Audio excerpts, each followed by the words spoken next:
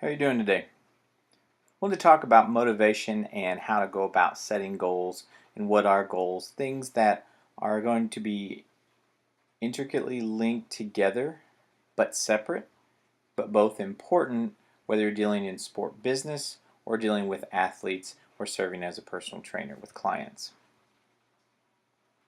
Motivation is a crucial psychological concept in all aspects of sport, recreation, and physical activity. There are two basic types of motivation. The intrinsic motivation means that the individual is motivated from within, basically from internal factors. Extrinsically motivated individuals are going to be those folks that have to be pushed by their environment, by other people, by other circumstances. Maybe it's something like a monetary contract, things like that to motivate them to engage or pursue certain activities. Amotivation is associated with something like amotivational syndrome, which basically means that the individual has little to no inspiration to participate in almost any organized activity.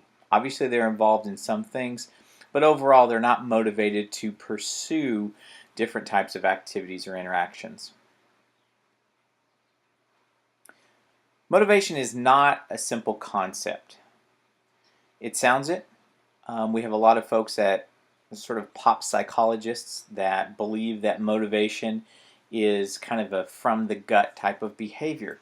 But what we do know about motivation is that it requires a nuanced understanding of personality, the environment, and then also the psychological mediators of the person and their environment. This is important in not just sports but also business. So when we're talking about sport business, working with personal training clients, or in the fitness industry, working in recreation, trying to motivate all the different perhaps seasonal, part-time, and or full-time employees, motivation is going to mean a lot to a lot of different people, and it's going to be very important within our industry. Motivation is not just something that former coaches go and talk about in Fortune 500 companies. It's not just motivation posters, and it's not this monetized thing. Motivation really is, at its core, a set of deftly crafted strategies to help individuals maximize their performance. There are a lot of different theories associated with motivation, but we just simply want to talk about one. And I want to talk about one because it's been so heavily applied within the world of sports. Self-determination theory is focused primarily on extrinsic motivation. And what it says is that you have intrinsic motivation, you have amotivation, and then you have this extrinsic motivation. This extrinsic motivation is actually on a continuum, a spectrum, if you will. It's not an is or an ain't type of thing. And it's going to deal with the aspects of the environment, the social environment, maybe even the physical environment the person is a part of. It's going to deal with autonomy, which is how much almost freedom and opportunity the individual has within an environment to create or be involved in certain processes or tasks. And all these things influence the individual's motivation capacity when looking at extrinsic motivation. So that, as you can see, we have self-determination theory. Now you have true intrinsic motivation up here at the top, and that's wonderful. But that's not what self-determination theory is primarily talking about. It's focused more on everything here in the middle that is not amotivation and not intrinsic motivation. Now, the four different parts of extrinsic motivation, we're going to start with the least self-determined, okay? Which means we're going to start with the thing that's closest to amotivation, and that's what's called external regulation. And this says that the individual is going to pursue a particular behavior for pay or reward. That's it. Now, let's say we're talking about participating in sports. What would be the reward outside of the love of high school sport participation for someone to participate in high school athletics? Perhaps the payoff or the reward is being part of a certain type of high school culture. Okay?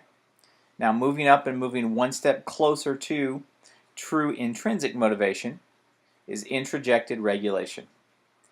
This here, the individuals participating in sports, for example, because of some sort of internalized guilt that's related or associated with expectation. All right, so maybe this person is participating in sports because their dad really wants them to do so. And so they go out for high school basketball, let's say. Okay? Moving up, again, one step closer to intrinsic motivation is identified regulation. This says that the individual is going to pursue the behavior because the outcomes are valued as important to the person's personal goals. What does this mean? Well, let's say you participate in sport and you're not on a team, or you're on a team that's not very successful in terms of their win-loss record, but you're the star of the team. Your personal goals are to have as many passing yards as possible, let's say, if you're the quarterback. All right, that's the personal goal, and they're committed to that personal goal regardless of what's going on with the larger team environment. Lastly, we have integrated regulation. This is as close to intrinsic motivation as you can be on the extrinsic motivation spectrum. And it says the person pursues the behavior because they symbolize what is important to the person's sense of worth. So you're going to get up and go to practice, and you're going to, if you're in basketball, and you're going to hit the deck going for a loose ball in practice because that's your type of work ethic. That's the type of player you want to be. And that's how you're going to carry yourself. You're going to push yourself because this is what you want to be thought of as. A player with high character in regards to how they play the game, those types of things. Like I said before, there are a lot of different ways to think about motivation. Self-determination is only one way. One of the things that I've liked about it is that it's been used in sport, exercise science, the athletic training realm. It's been used in education, healthcare, business settings. It's very, very easy to apply it to a variety of different settings, all of which, or many of the ones that we just listed off, are going to be places that you all, as students and eventually as practitioners, are going to be involved in working in those environments. There are a host of other factors that are going to influence and affect motivation. These things may be personal, they may be environmental, and I think it's important to just take some time and talk about these. The first one is stress. Now, stress is a concept that's unique because if you just see the definition there, non-specific response of the body to any demand placed upon it. The thing that's interesting about stress is that you have good stress, known as eustress, and then you have bad stress, which is known as distress. All right? Two parts of stress. Eustress is actually good. And when you stress a muscle and you're breaking down and you're impacting those muscle fibers and you're having it grow. All right? So we face stress, but we're able to cope with it, adapt, and then it forces us to be the best that we can be. Distress is that negative type of stress, and it tends to take from the individual, and it takes from our ability to perform at our highest levels. What we do know is that stress and then activating the body, those things are correlated. They are related. So, you want to see something stressful? Watch me try to run. I can get on a treadmill, I'm going to go do some road work, I'm out running, I'm feeling stress. For a very short amount of time, it is eustress. It is good stress, I'm pushing myself. And then at some point, it rapidly degenerates into distress. Okay? But what we do know is that physical activity, physiological arousal, these things are going to be associated with stress.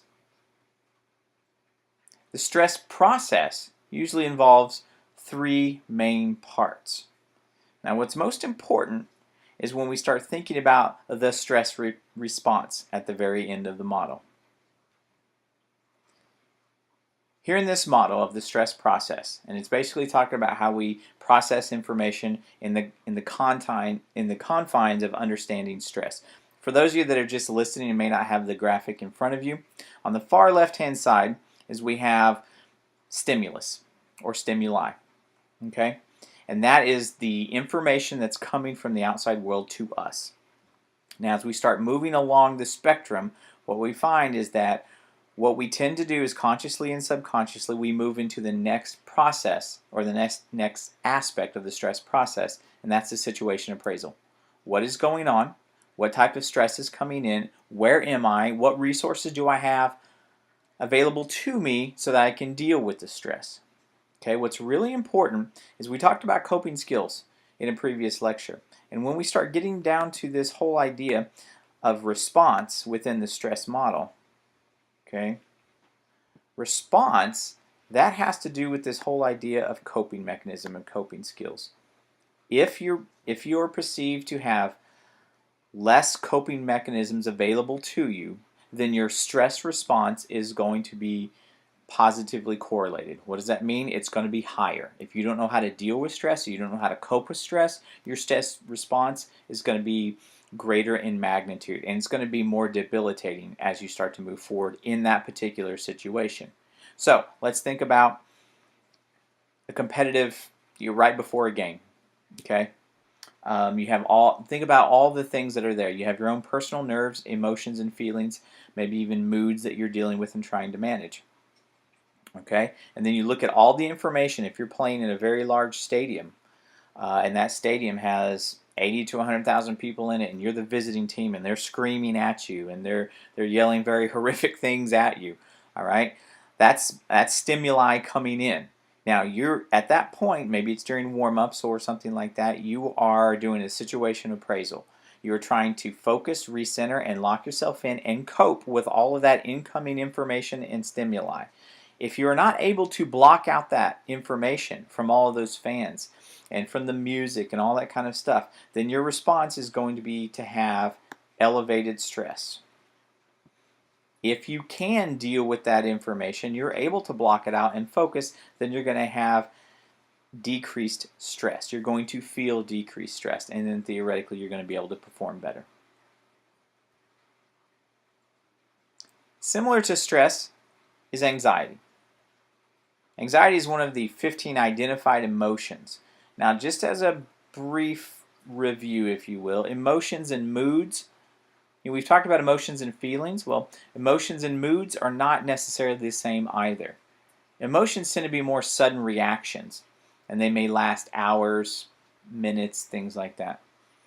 A mood tends to be a little bit more amorphous, a little bit more vague, and tends to last longer.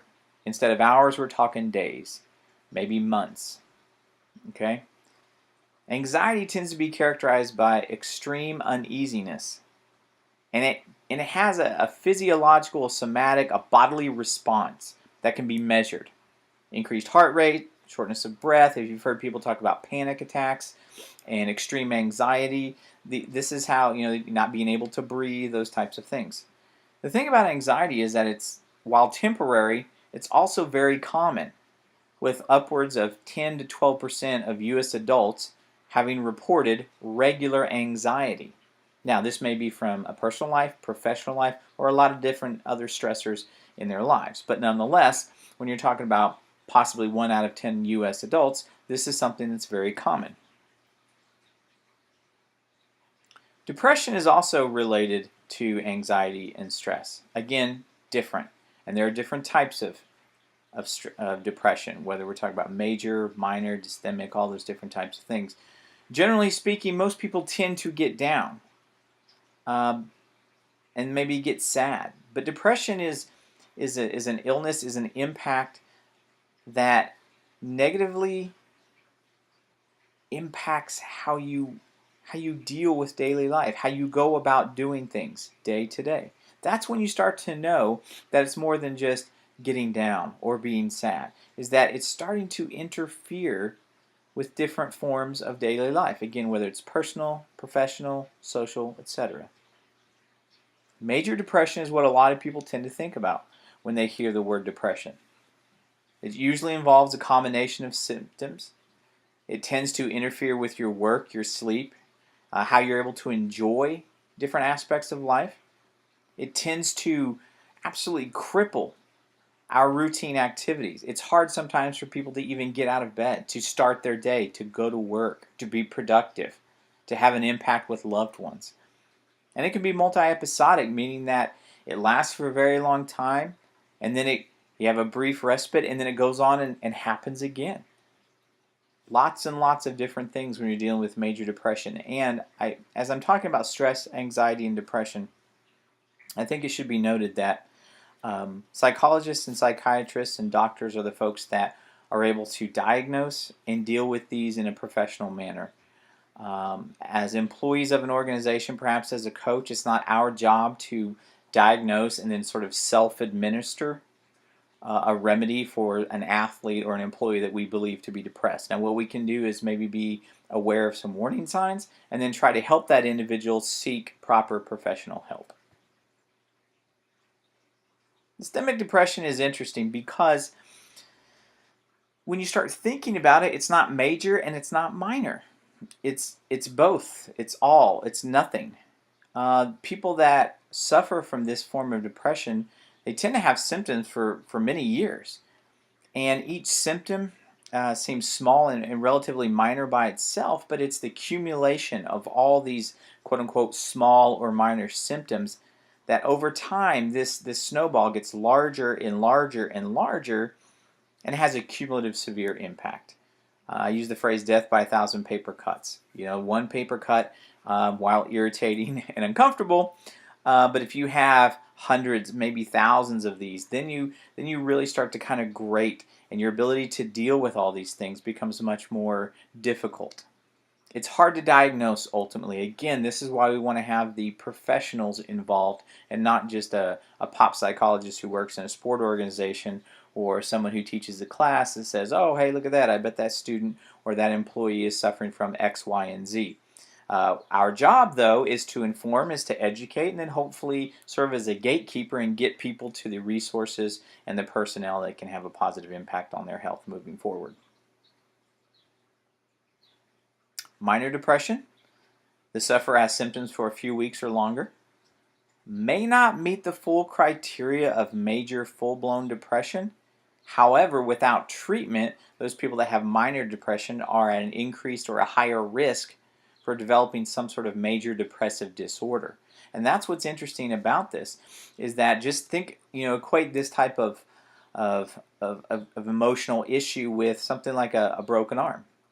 You have a fracture. The more that you do not treat that, potentially, the worse it can become. And that's kind of what we're dealing here, whether we're dealing with depression or anxiety or different forms of stress. You want to try to catch it, speak about it, and manage it moving forward. Many sports are associated with this whole idea of mental toughness. And if you look back to the history of sport, especially here in the United States, different forms of mental illness or emotional disorders were thought of as being not just mentally weak, but having weak mental constitution. This is hopefully starting to change. Depression and other mental disorders are often associated not just with the mental weakness, but a lot of people start to assume then that they're not capable of other tasks. And this stigma really does stick with these individuals. The lack of autonomy, expectations, and pressure can all lead to depression within this highly pressurized athletic setting. And I'm not talking about just with athletes here. If you think about coaches, assistant coaches, graduate assistants, those that are on the sport organizational personnel side, trying to sell season tickets, getting more fans to certain types of sporting events. There is a lot of pressure, and some of this can have a negative impact. This stress can then kind of evolve into different levels of anxiety and different levels of depression. And so trying to combat the negative stigma associated with mental disorders or emotional disorders is one of the things that over the past about 5 to 10 years, professional sport especially has really sort of picked up the mantle of trying to have an open discussion about these types of issues. In 2014, the NCAA actually developed grant proposals and processes for individuals to look at understanding mental health associated with student athletes. And as we've talked about before, the ever widening and expanding amount of resources in regards to mental health for student athletes has grown tremendously just in the last 3, 4, 5 years. As you understand the things, basically what is motivation and the factors that potentially could negatively impact motivation, another thing that sort of is similar and associated with that is understanding goals. By properly setting goals, you can help to motivate and grow athletes or employees. By providing structured goals, you give athletes and employees a roadmap, a budget, if you will, on how to be effective. If the individual parts are effective, then the hope is that the entire team or organization is going to be effective. So the individual is able to meet their individual goals, the organization is able to meet its organizational goals, and as a result, productivity for both the individuals and the organization increases as appropriate. There are many different typologies of goals. If you've talked about short-term, long-term, median, stretch goals, I'm going to go with this 3 basic type of goals: outcome, performance, and process goals. Okay? Outcome goals are exactly what they sound like. Goals that focus on the outcome of, in our case, maybe a sporting event or some sort of sales and promotional campaign. They involve interpersonal comparison, competition. There's going to be a winner, there's going to be a loser. Okay? This tends to be, when we think of, I want to win a national championship, that's an outcome goal. Performance goal is you specify an end product of performance. It's usually achieved by the athlete independent of maybe the entire team or other people at similar positions. All right, and so this again goes back to that similar example that we talked about earlier. Maybe you're on a team that is not successful in terms of a win-loss record, but you can be all conference, all district, all pro in whatever your particular position on that team is. We can all think of maybe an athlete, for example, that's at the peak of his or her game, but their team is not. So those people are probably going to set performance goals. Process goals focus on specific behaviors exhibited throughout a performance. So when you hear a coach that says, let's get better every single day, it's not about winning or losing. It's about doing something slightly better today than we did yesterday. That would be a process goal. When you hear about a golfer who's kind of retooling their swing, I bet there are probably a lot of different process goals that are associated with the retooling of that particular swing. Used in isolation, outcome goals are by far the least effective. Now, if you use them with performance and process goals, then they can be helpful in terms of trying to motivate, but it tends to be an amorphous motivation, right? So you can't win a national championship unless you go through X, Y, and Z steps. Maybe you have to win your conference first, maybe you have to win district, or whatever it is you have to do. So you have to set that outcome as part of performance and process. So maybe you have a high school athlete that is going to work on their personal performance goals. Maybe you have a basketball player who wants to shoot 85% from the free throw line. That's a performance goal. The outcome goal, hopefully, is that you're going to win district, sub-state, and then state. All right, and then the process goal is every day in practice I'm going to focus on learning the screen and roll, or I'm going to focus on increasing my cardio so that I can play every single minute of every game, those types of things. We know that combining the different types of goals is the most important.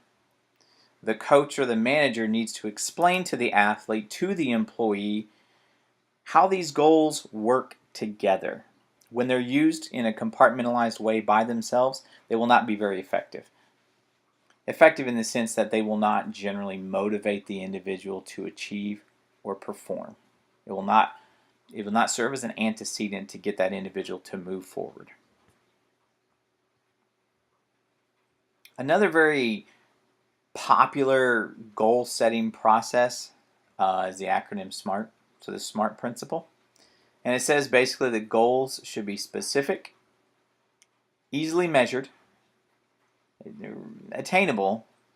They need to be relevant. They need to be focused on what it is that you're doing, and there should be time parameters placed on it. So, to say that my goal is to be a better person, well, maybe that's philosophically a worthy thing to pursue. It's not specific. It's hard to measure. What is a better person? Is it attainable? Is it relevant to what I'm doing? Maybe. I don't know. We haven't really sort of fleshed it out. And if you don't put parameters, I'm going to get better at doing X, Y, and Z by this date, then what we do know is that people tend to not be successful in reaching their goals. So think about, let's say you are a fitness consultant and you deal with nutrition, physical activity, and help individuals manage their emotions. You're kind of a holistic fitness consultant. If you're designing a program for someone, you want to make sure that the goals that this person is trying to achieve meet these criteria of being specific, measurable, attainable, relevant, and time-bound. If you do, if the goals that you have helped this person set are SMART, then the likelihood of them achieving their goals is going to be much higher. And here I just wanted to I also pulled a few, there's so much literature, there's so many different webinars and seminars and ideas with regards to proper, appropriate, or effective goal setting. So I tried to go to a lot of different resources. We talked about the outcomes, the process, and the performance goals. You've heard of SMART goals, which are used heavily in most human resource departments. And then now I thought just kind of go through 9 principles of effective goal setting. As we do, think about how these things, as I read off the statements, think about how they relate to the SMART principle, or whether they deal with outcomes, process, or performance goals. Okay, number 1, make goals specific, measurable, and observable. Number 2, clearly identify the time constraints. Number 3, use moderately difficult goals. Enough to push people, but not so difficult that they can't reach them. Because as we know, if you're constantly failing over time, it kind of makes it hard to try to pursue goals more and more. Write goals down and monitor them. Use a mixture of process, performance, and outcomes goals. Use short and long-term goals. Set team and individual performance goals. Set practice and competition goals. Make sure the goals are internalized by one athlete or by all athletes. And then consider personality and individual differences in setting goals. If you're a coach and you're setting goals for your athletes, you have a team goal. You have team goals most likely. But not every athlete is going to be the same, especially if you're involved with, say, middle school or high school athletes, where the amount of talent is going to vary quite significantly, maybe even from year to year, from age to age if you're dealing with freshmen, sophomores, juniors, seniors. People are going to mature physically, mentally, and emotionally at different rates. So you want to use all these things together. If you're able to do that, then one of the things that you're going to find is that the athletes, especially in this competitive athletic environment, are going to be much more excited. They tend to be more motivated because they want to be a part of, dare I say, cliche number 45 here, they want to be part of the process and they respect the process. And if you get people to buy into that, then that's going to make setting goals and achieving goals much easier to do. In conclusion, we just kind of want to wrap everything up with a few basic statements. Goals are complicated. Setting good goals, that's a complicated process. Motivation, as we talked about, it's not a simple thing. But motivation and goal setting are linked. And because they are so complicated, you're going to have to refresh your knowledge on these topics regularly.